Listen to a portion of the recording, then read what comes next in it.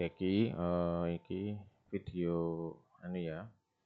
Jadi kalau kita belajar lagi, sistemmu kan hybrid controller. Ya, hybrid controller itu kita berbicara soal apa namanya? Misalnya ada sumber dari PLTS ya. Ini biasanya range tegangannya itu sekitar 17 volt, arusnya sekitar 2 amperan. Kita punya aki ya. Nah, biasanya 17 ke akinya 12 volt kan nggak bisa ujuk-ujuk langsung di charging. Jadi tugasnya itu kita harus menghubungkan, kita harus punya yang namanya controller. Nah, controller inilah disebut controller charge ya.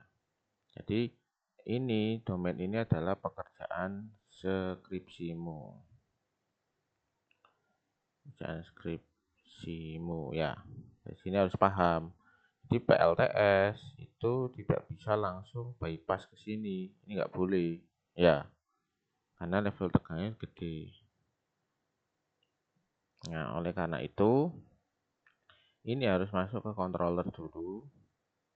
Controller charge ya. Atau charge controller. Atau charge ya.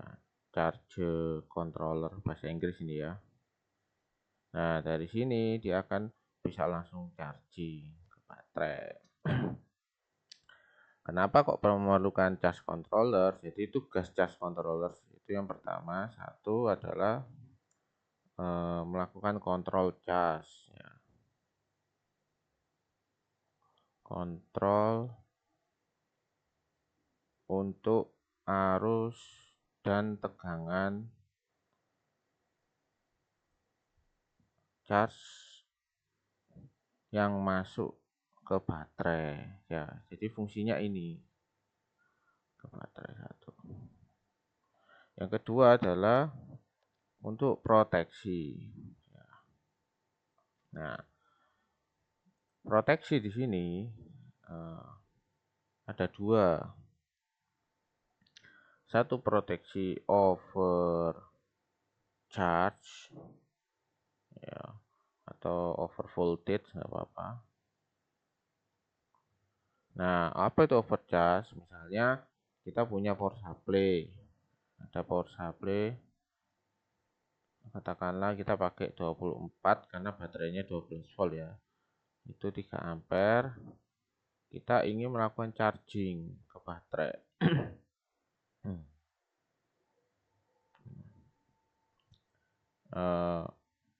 Ini ada charge controllermu ya. Masuk ke sini dulu. Nah, keluarannya nanti ke charging sini. Nah, di sini level tegangannya sudah diatur oleh controller tadi ya. Level tegangan sudah diatur oleh. Artinya ada over. Ketika ini ngisi terus, nah baterai sudah full ternyata sih. Nah, di sini fungsi kedua itu adalah untuk memproteksi atau memutus jalur ini. Jalur inputnya ini diputus. Akan-akan seperti ini. Ini ada saklar seakan-akan ya. Sorry, saklarnya di sini.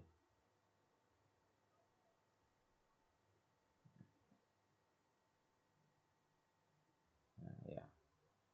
Jadi ini seakan-akan ada saklar. Ketika ini sudah full, ini dibuka lagi sehingga arus ini tidak masuk, tidak melakukan charging ya. Lalu yang kedua, sistem under voltage. Under voltage. Nah, apa itu sistem under voltage? Nah, ini berbeda dengan sistem over voltage ya. Ketika baterai minus, ini tadi kan kita punya controller yang tadi ya. Nah, ketika baterai apa namanya mempunyai penggambarannya enak. Ketika baterai mempunyai sudah full ya baterainya, maksudnya full, katakan baterai full sudah 100%. Nah, maka di sini juga baterai kan masuk tadi ke terminalmu yang baterai itu. Nah, di sini tuh ada saklar juga sama, dia ada saklar yang menuju ke beban nanti. Nah, misalnya ini ada beban lampu ya. Lampu. Nah, ini 12 volt. Ini lampu 12 VDC misalnya. Katakanlah kita pakai lampu 5 watt. Nah, otomatis ketika dia ini kan dipakai terus, nih. Misalnya ini nutup ya, ini pakai terus. Baterai akhirnya tinggal 48%. Nah, di saat seperti inilah saklar ini berfungsi untuk melepas mendiskonek ke beban. Sehingga arus kan nggak akan lewat gitu. Jadi aki terlindungi. Jadi terlindungi dari terproteksi dari tegangan rendah, tegangan maksudnya under voltage ya. Tegangan baterainya itu ya bahasa sederhananya gini. Biasanya under voltage itu kalau kita cek itu biasanya mungkin tegangannya bisa di 11 volt ya mungkin ya. Atau di 12, berapa. Nah, itu ini disebut under voltage ya. Under voltage. Nah, kalau baterai sudah di tegangan sekian berarti kapasitasnya itu berada di bawah 50%. Berada di bawah 50%. Coba kita cek ya.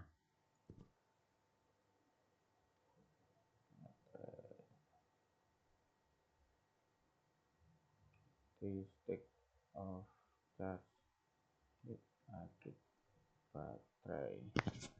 Jadi bateraimu yang kamu pakai di yang hitam itu disebut baterai li-acid ya. Nah, ini kita cek. Nah, ini ternyata di berapa, di 11 volt itu. Misalnya 11,96 tadi ya.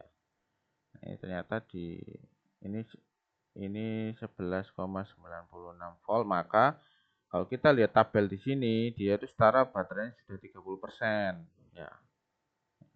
Berarti kalau kita ini itu setara 30% baterai. Nah, di sini disebut under voltage. Oke ya, sampai sini.